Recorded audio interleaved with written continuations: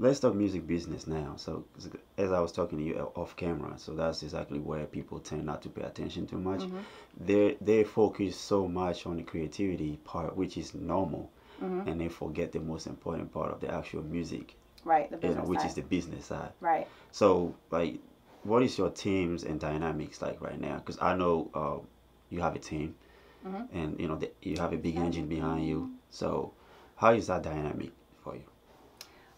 Well, it just depends on the situation.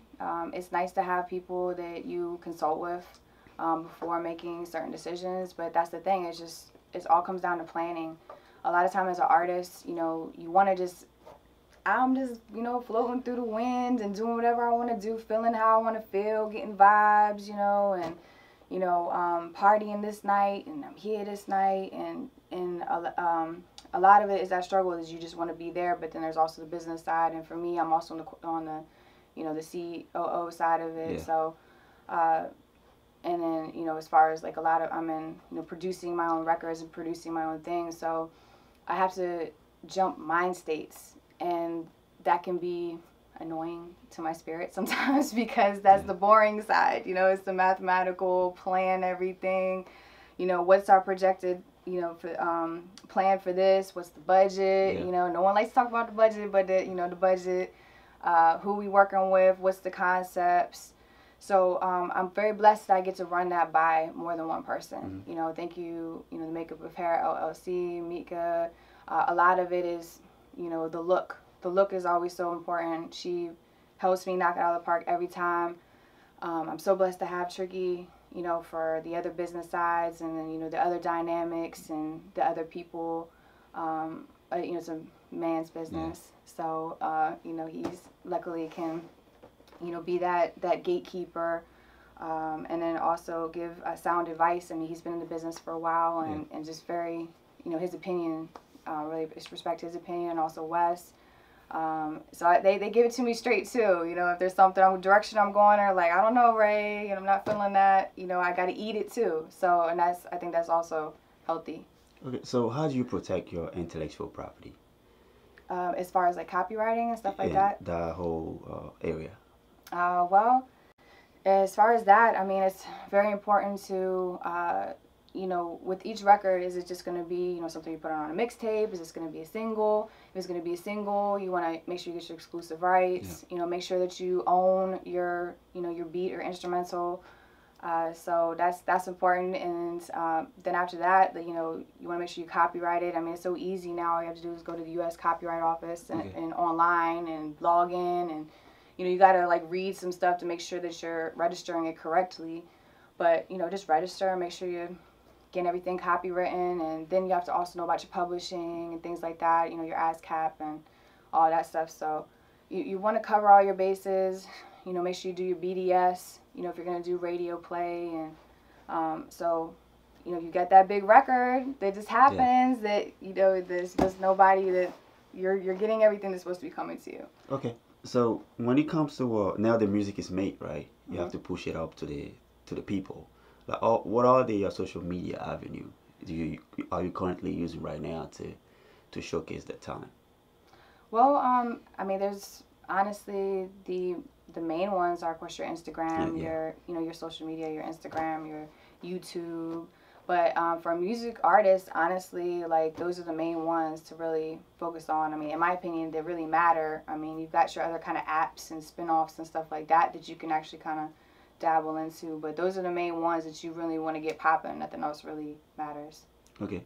So when it comes to the system you have in place, right? Because I've seen you perform before in the past. Mm-hmm. So are you still doing open mics, or you're done with that phase of the process? Or definitely, so. I mean, not to discredit open mics, because that really gave me my stage presence. It really helped me like figure out my lane, that direction that I wanted to go into. But I feel like you're supposed to graduate.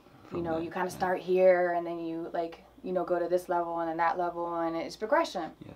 I mean, you're not gonna see Wale or Shy Glizzy at an open mic. You're just not. Sorry. And shout out y'all. Thank you for what you do for the community. But, unless it's maybe an appearance or something, there's giving back and doing an appearance, but they're not going to be performing and stuff like that. And, So, I mean, it's great to get your start there. You know, I started out there in the open mics by myself before I had a team, before I met Tricky, and I had to go through the ranks, you know, but it's like you crawl before you walk, you know, but I crawled, you know, so, but after that, you just like, now you have to decide, you know, what's going to make sense for my brand. Mm-hmm. So you can perform any and everywhere, but, you know, it's like now what's going to make sense, what's going to be beneficial, because, you know, you can wear yourself thin. You can really wear yourself thin and wear yourself out. You know, just and then there's the energy also sometimes in those places. You know, not everybody's there because they're there to have a good time. They're trying to prove something. Yeah. So, hope I answered the question. Yeah. So like I usually tell people, it is a process, like you said. You know, there's nothing wrong with doing open mics, but eventually you have to graduate from there.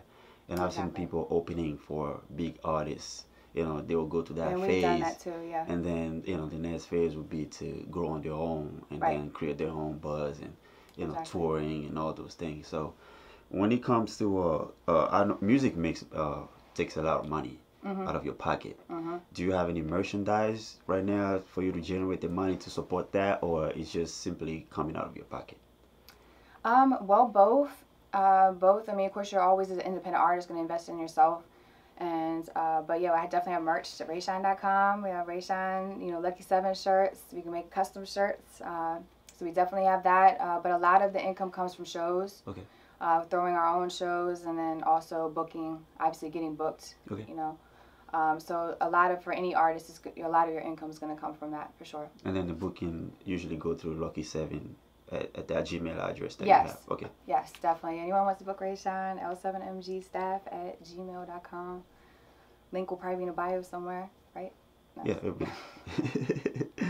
All right, so we're pretty much done with the music business side, unless you have something you wanna add to it, sure. that you think is very important for the upcoming people who are starting the process to know about, sure. as far as you educating them.